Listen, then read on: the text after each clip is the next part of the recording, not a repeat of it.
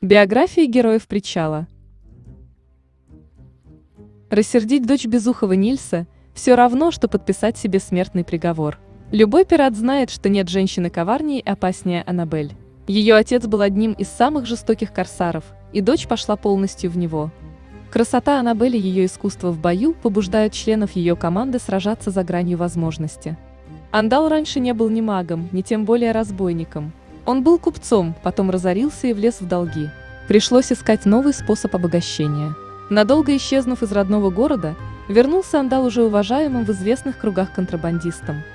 По большей части он торгует драгоценными камнями и горным хрусталем, но где он их берет – загадка. Мало кому известно истинное прошлое Астры, да и сама она не спешит о нем распространяться.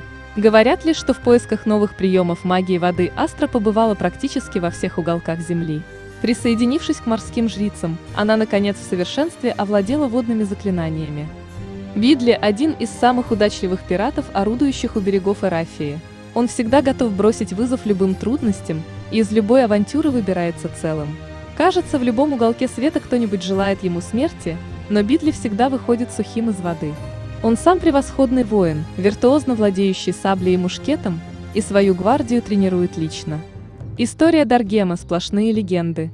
Говорят, некогда он в одиночку захватил целый форт, стрелы защитников просто не долетали до него.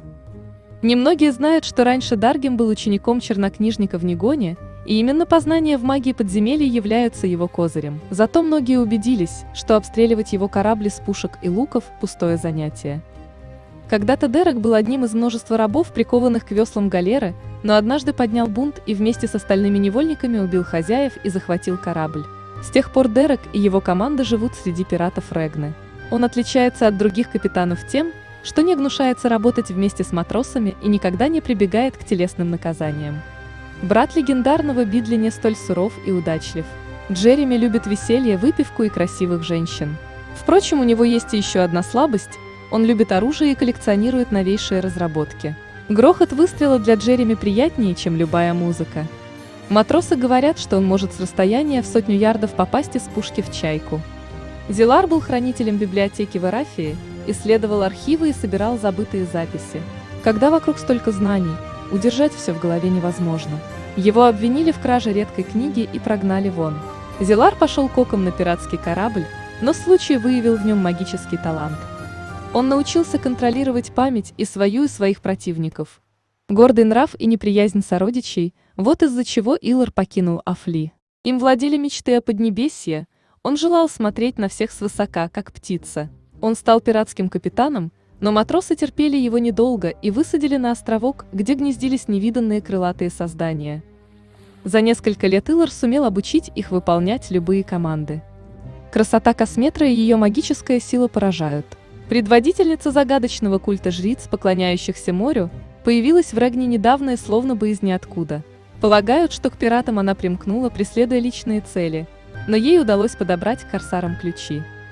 Сначала вынужденно, а потом и по своей воле они со жрицами моря стали ближайшими соратниками. Говорят, что Кассиопея была любовницей регнанского мага и стала жертвой неудачного эксперимента. До сих пор неизвестно, можно ли превратить человеческую девушку в морскую нимфу. Эта история так и осталась загадкой. Зато все знают, что другие нимфы принимают Кассиопею за равную, и даже более того, под ее командой они идут в бой особенно охотно. Попасть в список личных врагов Коркиса не хочет никто. Этот вспыльчивый пират – один из самых опытных и жестоких морских волков. Многие торговцы уже знают, что если их судно решило ограбить Коркис, то лучше отдать товар добровольно, чем начинать самоубийственный бой. Его легко узнать по повязке на глазу, которую он никогда не снимает. Хоть Лина родилась в семье эрафийского дворянина, благородной барышней ее никто бы не назвал. Когда отец решил выдать ее замуж, Лина сбежала из-под венца, угнав принадлежавшую ее семье каравеллу, и прибилась к пиратам Регны.